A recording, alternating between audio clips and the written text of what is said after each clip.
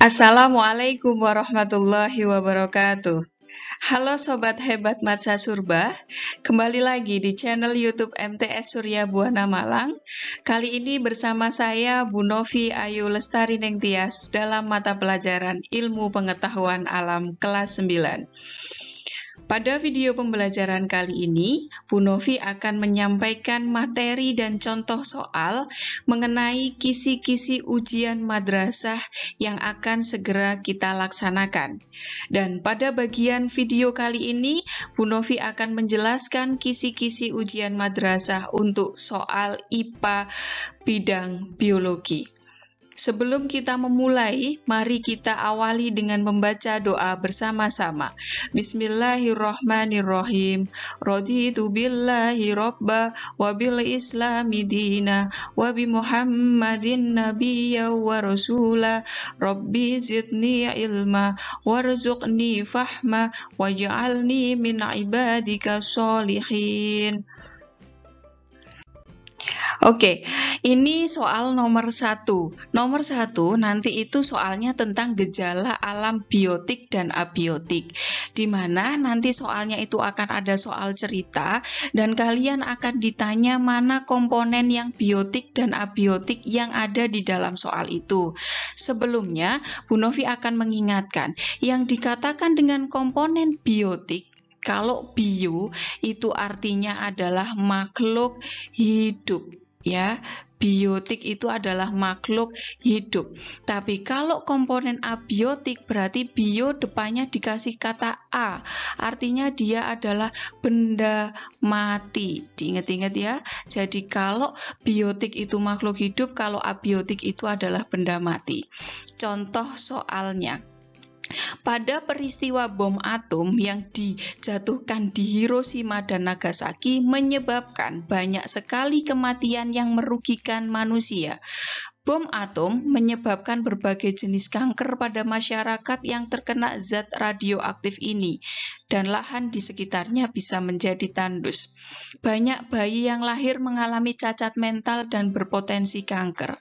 Pertanyaannya adalah, dari pernyataan tersebut yang merupakan gejala alam abiotik adalah, jadi yang ditanya adalah abiotik. Maka, ini ada yang ditanya abiotik, maka dia yang ditanya adalah benda mati. Maka dari itu kalian harus mengidentifikasi pilihan jawabannya satu persatu. Ya, oke. Ini ada kata-kata kematian manusia, ya kan? Kematian manusia. Nah, di sini ada kata kematian manusia, tapi untuk menentukan dia biotik atau abiotik kita lihat subjeknya. Bahwa subjeknya di sini adalah manusia, dan manusia itu bukan abiotik, tapi manusia itu makhluk hidup, sehingga jawaban A salah. Tidak perlu kita lanjutkan lagi karena kalimat pertamanya sudah salah ya. Oke, sekarang ada bom atom. Bom atom itu kan benda mati kan? Berarti dia betul abiotik. Lahannya tandus. Subjeknya lahan. Lahan itu tanah. Tanah itu benda mati sehingga dia betul dia adalah abiotik. Kemudian bayi cacat lahir. Nah, di sini ada kata-kata bayi subjeknya. Bayi itu makhluk hidup. Makhluk hidup itu biotik. Maka jawaban B salah karena bayi bukan benda mati. Yang C, zat radioaktif yang ada di dalam bom dia jelas dia adalah benda mati. Lahan tandus dia juga benda mati. Bom atom dia juga benda mati atau abiotik. Jadi jawabannya yang C. Ya, kalau mau dilanjutkan apakah yang D itu betul dia jawabannya salah? Bayi lahir dia sudah benda hidup. Paham ya? Jadi sekali lagi untuk menjawab soal gejala alam biotik dan abiotik kalian hanya harus paham bahwa bio itu hidup dan abiotik itu mati. Selanjutnya, soal nomor 2 nanti akan tentang pengaruh kepadatan populasi manusia terhadap lingkungannya. Artinya konsep yang harus kalian pahami adalah semakin tahun penduduk ini jumlahnya semakin banyak alias populasinya semakin padat. Nah, kita nanti akan diminta bagaimana analisisnya kalian tentang kalau penduduknya semakin banyak, lingkungannya jadi bagaimana. Nah, contoh soalnya begini. pengaruh dari pertumbuhan penduduk, jadi penduduk kan selalu bertambah, terhadap yang harus digarisbawahi adalah kualitas udara perkotaan. Grafiknya seperti apa? Kita lihat dulu anak-anak. Di sini grafiknya yang landai ini adalah pertambahan penduduk. Jadi ini adalah pertambahan penduduk. Artinya semakin ke kanan maka penduduknya semakin banyak. Kemudian garis yang ke atas ini dia menunjukkan kualitas udara. Ya, ini kualitas udara. Nah, sekarang mari kita berlogika. Kalau penduduk di kota itu semakin banyak, maka kan bagaimana dengan kualitas udara di sekitarnya? Penduduknya semakin banyak, sepeda motor, kendaraan bermotor juga semakin banyak, asapnya semakin banyak, butuh lahan semakin banyak, ya kan? Kemudian pohon-pohon ditebang-tebangi, maka yang namanya kualitasnya udara akan semakin buruk, ya kan? Kalau semakin buruk artinya kualitas udaranya semakin menurun. Yes. Berarti kualitas udara semakin menurun. Kalau ini artinya lurus berarti tetap. Ini tetap. Ini awalnya tetap kemudian naik. Kalau yang ini turun, ya kan? Kalau yang ini justru tambah naik. Berarti jawabannya yang betul adalah yang C. Paham ya? Nah, nanti kalau ditanya bagaimana pengaruh kepadatan populasi terhadap ketersediaan lahan kosong misalnya. Kalau dulu orangnya cuma sedikit, lahannya masih banyak yang kosong. Sekarang semua lahan itu, sawah, itu semuanya dijadikan perumahan. Artinya adalah kalau populasinya semakin padat, maka lahannya juga akan semakin sempit. Oke. Nomor 3, ini tentang klasifikasi makhluk hidup, di mana soal yang akan dikeluarkan ada hubungannya dengan kunci determinasi. Kunci determinasi itu adalah kunci yang ketika kita runut kita bisa menentukan, oh ternyata ini adalah sifat salah satu hewan atau tumbuhan misalnya. Nah, kalau ada kunci determinasi langsung dulu dibaca soalnya. Hewan ular dapat ditemukan pada penelusuran kunci determinasi yang mana? Kuncinya, kalau mau menentukan kunci determinasi, silahkan dibaca kuncinya dari belakang atau dari bawah. Jadi mari kita baca dari nomor 4 dulu ya. Ular 4 itu ada pilihan 4A sama 4B. 4A itu tubuh tertutup bulu, sama tubuh tidak tertutup bulu. Ular itu apakah tubuhnya tertutup bulu? Jelas tidak. Maka jawaban yang betul harus diakhiri dengan 4B. Nih, 4B ya kan? Berarti jawaban A sama jawaban D tidak perlu diperhatikan. Fokus ke jawaban B sama C. Nah, setelah angka 4, kita naik ke angka 3. Ular itu kulitnya selalu basah atau tidak selalu basah? Kita tahu bahwa yang selalu basah itu amfibi atau katak. Berarti yang betul adalah 3B. Ini juga betul ya. Kemudian naik ke nomor 2. Apakah ular itu menyusui anaknya atau tidak menyusui anaknya? Jelas yang betul adalah 2B. Oh, ini berarti jawabannya jelas yang C. Paham ya? Jadi yang jawabannya adalah yang B. Sehingga yang C itu salah. Gampang ya, jadi kuncinya silakan dipahami dari belakang kunci determinasinya. Oke, dihubungkan sama ciri-ciri yang kalian tahu. Nomor 4, ada hubungannya dengan penerapan bioteknologi. Jadi, soal nanti yang akan dikeluarkan itu ada beberapa pernyataan, kalian diminta untuk mengelompokkan mana dia yang produk bioteknologi. Diingat bahwa bioteknologi itu adalah pemanfaatan. Jadi ada pemanfaatan agen biologi atau makhluk hidup. Jadi dia bisa bakteri, bisa jamur, bisa bagian tubuh manusia atau hewan, DNA, RNA gitu ya. Untuk apa? Dia untuk menghasilkan produk yang baru. Nah, ini dia harus, kalau bioteknologi itu ada hubungannya dengan kita menghasilkan sebuah produk ya. Produk itu bisa jasa, bisa barang. Kalau jasa itu bisa meningkatkan kesejahteraan manusia gitu misalnya. Maka pertanyaannya di sini adalah perhatikan pernyataan berikut. Ada 5 pernyataan yang ditanyakan. Pernyataan yang sesuai dalam rangka pemanfaatan bioteknologi adalah, kita lihat dulu. Nomor 1, pemisahan logam besi dari timbal sulfat dengan memanfaatkan bakteri. Oke, berarti dia termasuk dari produk bioteknologi ya, karena ini adalah agen bioteknologi. Berarti nomor 1 betul. Nomor 2, bioremediasi itu pemanfaatan mikroba. Mikroba itu bisa bakteri. Dia untuk penanggulangan tumpahan minyak. Dia juga betul ini nomor 2. Nomor 3, limbah kedelai tempe sangat baik dibuang di sungai untuk makanan biotanah. Di sini kan tidak ada pemanfaatan agen-agen biologis ini kan. Berarti nomor 3 itu bukan produk bioteknologi. Maka kita lihat pilihan jawabannya. Yang ada nomor 3-nya dia salah.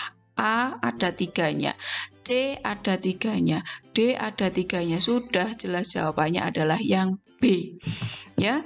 Jadi untuk mengerjakan soal-soal seperti ini itu harus ada taktik anak-anak biar tidak kita jawab satu-satu ya. Nah, ini rekayasa genetik tanaman Bu ini juga. Jadi kalau ada soal ini juga bioteknologi betul. Pemanfaatan bakteri sulfat untuk menyuburkan tanah dia juga bioteknologi ya. Jadi pilihan jawaban yang betul adalah yang B. Karena yang lainnya semua mengandung nomor 3 itu salah. Oke. Lanjut tentang sistem pencernaan makanan, di mana nanti yang ditanyakan adalah tentang uji makanan. Artinya uji makanan itu kita ingin tahu bahwa makanan itu mengandung apa. Bisa mengandung yang namanya karbohidrat. Karbohidrat itu nama lainnya adalah amilum, ya. Amilum. Kemudian jadi ini adalah amilum. Kemudian kita bisa selain karbohidrat kita menguji zat gula atau glukosa. Kemudian kita bisa menguji protein. Nah, soalnya ini kalian nanti harus mengidentifikasi kalau dicoba dikasih zat kimia warnanya berubah, ini dia bagian dari apa atau dia mengandung apa. Contohnya, berikut ini adalah uji zat makanan terhadap beberapa jenis bahan makanan. Nah, ini reagen. Reagen itu adalah zat yang diteteskan. Ini warna awal bahan yang ditetesi, ini warna akhirnya dia berubah jadi seperti apa. Ada 3 reagen yang digunakan, ada Lugol, ada Benedict, sama Biuret. Di mana Lugol itu dia digunakan untuk menguji adanya karbohidrat atau amilum. Di mana warnanya harus menjadi biru kehitaman kalau dia positif mengandung amilum. Nah, ini ya. Jadi kalau misalnya kita menguji nasi yang mengandung karbohidrat atau amilum, ketika kita tetesi dengan Lugol, maka nasi yang warnanya putih itu dia akan berubah menjadi biru kehitaman ya. Benedict itu nama lainnya adalah Vehling. Ya, Vehling A ditambahi dengan Vehling B dan warna akhirnya harus menjadi merah bata. Ini adalah glukosa atau zat gula. Dan yang terakhir ini Biuret, kalau kita menguji protein terus warnanya akhirnya berubah menjadi ungu, maka dia mengandung protein. Jadi sekali lagi yang kita lihat adalah warna akhir dan reagen yang digunakan. Nah, berarti kalau kita disuruh mengurutkan 1, 2, 3, maka jawabannya adalah B, amilum, glukosa, dan protein. Paham ya? Oke, dihafalkan. Selanjutnya kita tentang peredaran darah manusia, di mana soal ini nanti akan ada gambar bagian sistem peredaran darah ditunjuk dengan bagian-bagiannya. Kita diminta bagian yang dilalui darah pada peredaran darah besar. Jadi diingat bahwa peredaran darah manusia itu ada 2, ada peredaran darah yang besar sama yang kecil. Kalau besar kuncinya darah beredar ke seluruh tubuh kita. Kalau kecil dia melalui paru-paru. Oke, paham ya? Jadi sekarang kita diurutkan. Berarti, oh, ini paru-paru ya kan? Yang atas ini adalah paru-paru. Ini adalah seluruh tubuh. Berarti jawaban yang betul harus mengandung angka atau huruf A. Jadi yang D jelas salah. Nah, kita tahu bahwa peredaran darah itu dia melibatkan jantung. Jantung itu ada bagian yang kiri, ada bagian yang kanan. Dan diingat-ingat, darah yang dipompakan ke seluruh tubuh itu berasal dari bagian kiri dulu. Jadi bagian kiri itu ditunjuk huruf B. Ya kan? Dari B, dari serambi kiri ke bilik kiri, dia akan mengalir melalui aorta dari B ke angka 4. Jadi B4 ke seluruh tubuh, ke angka 3, kemudian balik ke paru ke jantung melalui D. Berarti jawabannya adalah yang B. Ya, tapi kalau peredaran darah kecil maka dia melalui angka 1 dan angka 2 ya kan, ini paru-paru. Jadi harus dari yang sebilik kanan, dari D kemudian ke angka 1 ke angka 2 terus ke B. Paham ya? Jadi kuncinya ini, kalau besar ke seluruh tubuh, kalau kecil ke paru-paru. Selanjutnya adalah tentang sistem pernafasan pada manusia. Diingat bahwa bernafas itu melibatkan udaranya itu masuk, jadi udara akan masuk sama udara kita hembuskan keluar ya. Kalau udara masuk, ini namanya adalah fase inspirasi. Kalau keluar itu adalah ekspirasi. Nah, ya kan, jadi udara itu bisa masuk dan keluar. Di mana pernafasan itu ada pernafasan dada, jadi ada pernafasan dada dan ada pernafasan perut. Kalau pernafasan dada itu dia dipengaruhi oleh otot antar tulang rusuk, ya. Tapi kalau pernafasan perut dia dipengaruhi oleh otot diafragma. Ya, oke. Nah, sekarang pertanyaannya, ini ada mekanisme atau aktivitas otot kita, aktivitas bagian tubuh kita ditanya tahap inspirasi. Kalau inspirasi berarti udara masuk pernafasan dada. Jelas, kalau pernafasan dada harus diawali dengan otot tulang rusuk dulu. Cari otot antar tulang rusuk berkontraksi, berarti dimulai dari angka 2. Pilihan D salah. Setelah, mari kita praktekkan kalau kita bernafas anak-anak. Kita silakan semuanya menarik nafas dalam-dalam. Kalau kita menarik nafas dalam-dalam itu otot antar tulang rusuk berkontraksi, kemudian dada kalian akan terdorong ke depan, ya kan? Berarti otot antar tulang rusuk berkontraksi, kemudian rongga dada kalian itu akan terdorong ke depan. 2, kemudian 5. Ya kan? Kemudian setelah rongga dada terdorong ke depan, maka volume rongga dada kalian membesar, ya kan? Kan dada kalian membesar. Setelah itu karena volume rongga dada membesar, maka tekanan udara di dalam paru-paru kecil, karena kebalikannya. Tekanan itu kebalikan dari volume. Setelah itu berakhir di udara masuk. Jadi jawabannya adalah yang C. Paham ya? Nah, tapi kalau kita ditanya ekspirasi pernafasan dada, kebalikannya. Otot antar tulang rusuk berelaksasi, rongga dada kembali turun, volume rongga dada mengecil, tekanannya membesar, udara keluar dari paru-paru. Saya lanjutkan di sistem reproduksi pada manusia. Nah, sistem reproduksi manusia nanti yang dikeluarkan itu contoh soalnya itu tentang penyakit anak-anak. Jadi ini ada beberapa penyakit dengan gejala seperti ini. Gejala awal berupa borok atau luka pada tempat masuknya bakteri, berarti di luar lukanya. Biasanya menyerang sekitar alat kelamin, disebabkan oleh Treponema pallidum. Ini adalah kata kuncinya. Penyakit yang disebabkan oleh Treponema pallidum itu adalah Raja singa, nama penyakitnya. Raja singa itu nama lainnya adalah sifilis. Jadi jawabannya C. Kalau herpes simplex, kita tahu herpes kalau di kulit itu ada bercak-bercak warna merah, kemudian seperti luka gitu. Dia disebabkan oleh virus, namanya virusnya juga herpes simplex. Kalau gonore, ini disebabkan oleh Neisseria gonorrheae.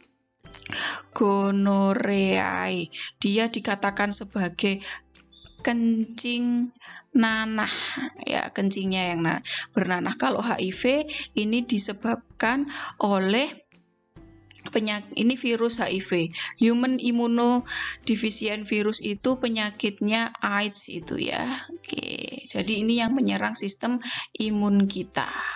Oke, jadi jawabannya yang C. Nomor 9, ini kita diminta untuk menganalisis keterkaitan antar sistem organ, di mana sistem organ itu ada sistem pencernaan, sistem indera, sistem ekskresi, sistem pernafasan, dan lain-lain. Di mana soalnya ada soal cerita, bahwa beberapa pekan ini Pak Karta keluar masuk rumah sakit untuk cuci darah. Nih, ada kata kuncinya cuci darah. Diakibatkan oleh ginjal yang tidak mampu menyaring darah dengan normal, karena kadar glukosa pada darahnya sangat tinggi. Nah, dokter menyarankan Pak Karta untuk diet terhadap makanan dengan kandungan karbohidrat tinggi.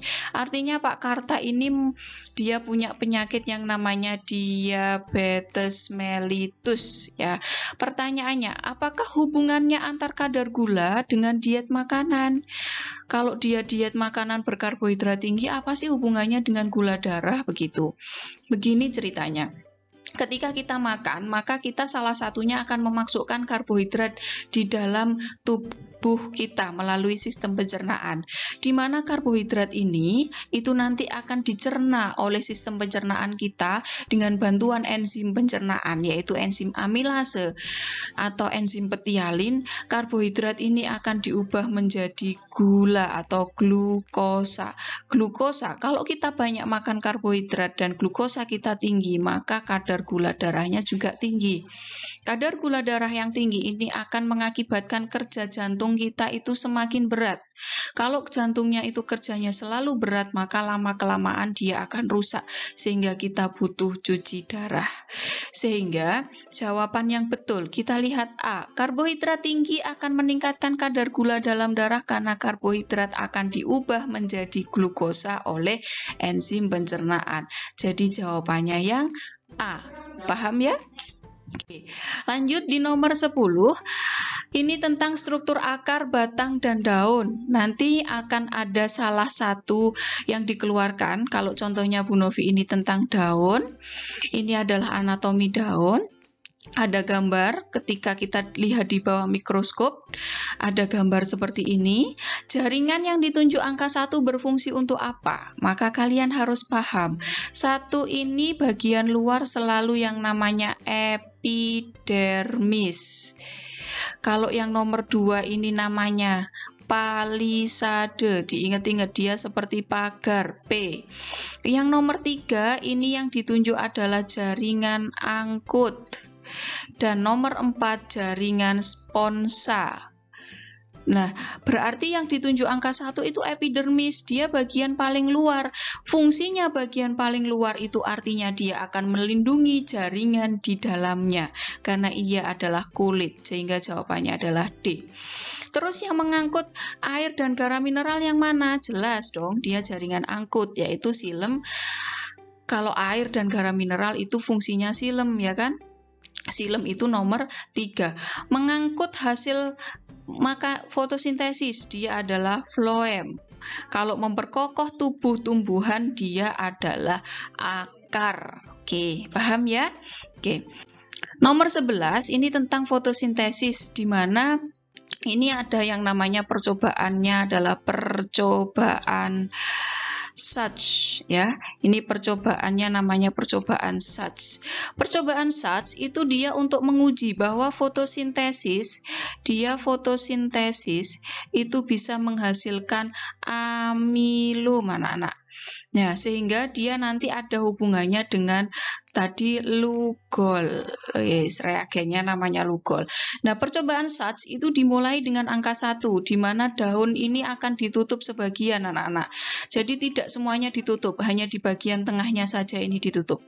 Setelah ditutup, dibiarkan di bawah sinar matahari, artinya adalah yang ditutup tidak terkena sinar matahari, dan yang tidak ditutup akan terkena sinar matahari. Artinya adalah nanti fotosintesis itu kan butuh cahaya, ya kan? Berarti yang ditutup tidak melakukan fotosintesis, maka nanti dia itu tidak bisa menghasilkan hasilnya fotosintesis, yaitu amilum. Setelah dibiarkan beberapa hari, kita petik daunnya, kita rebus, anak-anak. Nah, ketika kita rebus, maka ini nanti sel-sel daunnya ini akan mati, sehingga dia akan berhenti fotosintesis, ya kan? Sel daunnya mati, amilumnya akan keluar. Setelah itu kita celupkan atau kita beri tambahan alkohol. Setelah itu daunnya itu nanti akan kita tetesi dengan Lugol, sehingga ini adalah daun yang tertutup. Ini tadi tertutup oleh kertas, dia tidak terkena cahaya matahari. Ini yang terkena cahaya matahari, ternyata dia warnanya kehitaman. Artinya adalah kalau ditambahi Lugol kok warnanya biru kehitaman, dia kan menghasilkan amilum, ya kan? Pertanyaannya adalah fungsi nomor 2. Fungsi nomor 2 itu direbus.